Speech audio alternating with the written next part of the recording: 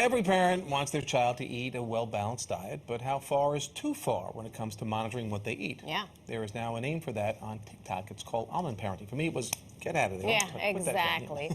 Watching what we eat is one thing, but what we say about what our kids eat, that could actually lead to eating disorders. Dietitian Laura Sapulo is here with tips on how not to be an almond mom or an almond dad. Thank you so much for joining us. Laura. Thank you for having me. So I saw this on social media a couple of weeks ago. I didn't realize it had a name, but explain to us, what is exactly an almond mom? An almond mom or an almond dad is the person that's only shopping the organic aisle, is perhaps equating their self-worth with their body size or their child's body size and what they eat. Or it could also be the parent that is restricting themselves and then putting that imposition on their child, right? A child doesn't need to eat as little as an adult. There could be a 30% difference in metabolism. Right. So you want kids to eat carbs, protein, and fats. They don't need to be doing a keto diet or something like that. Be mirroring Right. the diet of the adult who went astray a long time ago and is now trying to correct, right? Correct, exactly. Okay, so obviously during the pandemic, for adults certainly, our eating habits went not in a good direction. Same happened for kids? Yeah, so a lot of children ended up being home eating more, and then what we saw is that they tried to correct or self-correct and maybe follow some of their parents' habits or started exercising more, and we saw an uptick in eating disorders by 15% in adolescence. So it was a dramatic increase, and we're still seeing in session all these kids that are being affected. Wow. That's interesting. I wouldn't have initially thought that would be the fallout, but now it makes sense. Yeah. You're saying it this way. Yeah. But it is, you know, as a parent myself, and your kids are older, but I'm sure you struggled with this too. It is a struggle to get food on the table, period, and also encourage and develop healthy eating habits for your children. You have a list of don'ts that we should not do. It's a pretty long list, so run us through it. Okay, so the first don't is don't label the food as a treat, right? Once you call something a treat, it becomes special. You put it on a hierarchy, and then your child thinks, oh, I can only have that when I'm special. And when I have that, now I am special. But if my parent says I can't, then they don't feel good about themselves. Right. We also have a tendency to label foods as healthy versus unhealthy. And that's probably one of the more neutral labels, but it still has a negative judgment, right? Because someone's going to feel unhealthy if they eat the unhealthy food. Instead, you want to say, or act like a teacher or a scientist. You know, this is a carbohydrate, this is a protein, this is high in vitamin C.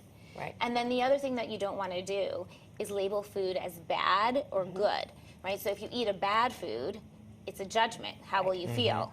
Right. Bad. You feel bad, right? So take to the judgment. So it's interesting, the wiring of food isn't just directly to health, it's emotional and social in terms of the behavior and what message we're sending to our children. That's important stuff. Right. We need to teach kids how to eat all of the foods because they are all available, whether you're in the house or out of the house. Right. And we don't want someone to feel like they need to binge if they haven't been exposed to the food or they feel like they're eating really fast and out of control. What do you say to those that would also, though, you know, we always hear the term, well, when a kid's taste buds get burnt out on so much salt and so much sugar, how about teaching their palates through healthier foods, but don't make it seem like a punishment? Is there a gray area in there we could get in that window? Yes, I love that. And I think that's what we have here today, is showing how you mix and match these foods. And if you have a kid that's going to school, how you can pack their lunch to incorporate something that's balanced, that might be something that someone thought was junk food. But again, you put it in with the other food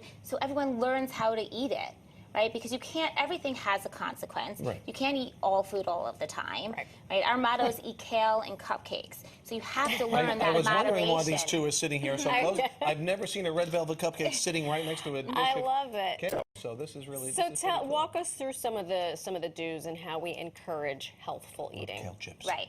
So the first sandwich here I have is a turkey sandwich, and what we paired it with was chips. Right. So a lot of parents feel fearful of adding chips to a lunch, but if you add it with something that's filling, like a turkey sandwich and veggies and hummus, the fiber from the hummus and veggies and the protein from the turkey will fill your child so that when they eat the chips, they already feel full. Yeah. So they're not going to just keep continuously eating. Right. And if you give that to them once a week, they realize it's Right. not a big deal. Right. Right. And not but don't special. call it a treat. Right, Just it's say, just- here's It's your meal. part of the It's your lunch. chip. Yep, here's your Just chip. another- It's actually some carb and some fat, and it'll add some crunch and texture to your meal. Okay, I like that. I like that, by the way, for me, for Yeah, lunch. hummus with a carrot. Yeah. Raw carrots, I'm not a fan. With the hummus, all of a sudden I can eat a raw I'll eat carrot. all of It's it.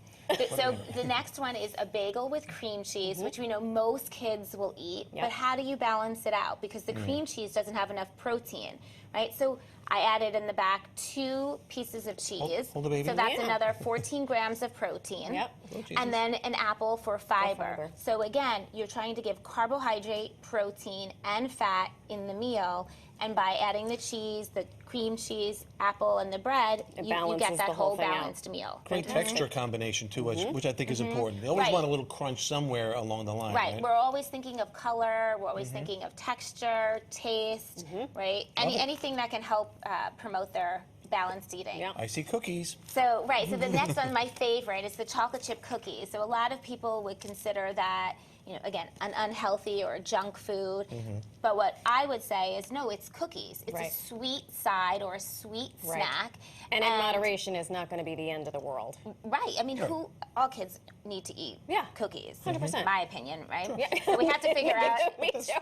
But that's You have to real. figure out That's how to honest do and it. real. Right. A real approach. Exactly, Right. and as adults we eat cookies too, so why not teach the kids how to do it in moderation? Right. So you put it in with their lunch, and by including it with this chicken, bean, cheese quesadilla, that's the thing that's filling, Right. right? So that they're not going to want to Right. overeat on the On the cookies. And cookies. remind them, start with the protein and then work your way around. This also looks fantastic. I love a mug lunch, a thermos lunch. Right. So that this pasta? is hot Yeah. pesto pasta Oh. with chicken and tomatoes. So a great option for a kid to take to school.